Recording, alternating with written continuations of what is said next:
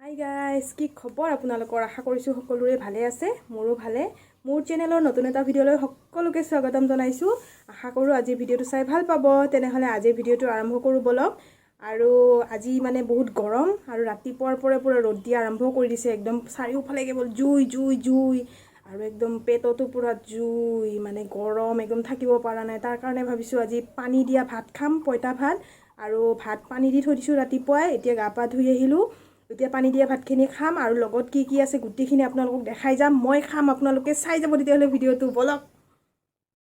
গাইছ, এয়া লৈ লৈছোঁ ভাত আৰু লগত লৈছোঁ মিঠাতেল, লগত এগিলাচ পানী, তিয়ঁহ কাটি লৈছোঁ, নেমু, নিমখ, পিঁয়াজ কাটি লৈছোঁ আৰু লগত লৈছোঁ বুট কেইটামান আৰু মিক্স আচাৰ আৰু জলকীয়াৰ আচাৰ। আৰু আজিৰ খাদ্য আমাৰ এইখিনিয়ে।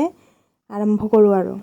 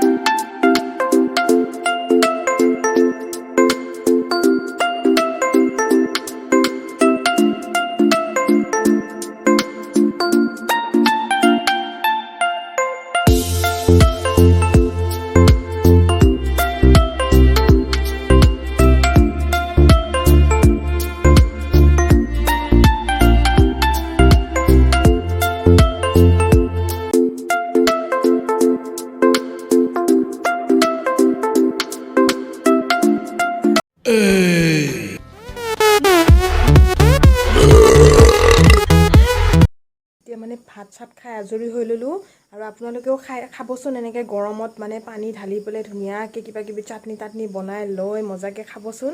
আপোনালোকৰো পেটটো মানে একদম জুইৰ পৰা একদম পানী পানী হৈ যাব। তো বহুত খাই মানে বহুত মজা লাগিল।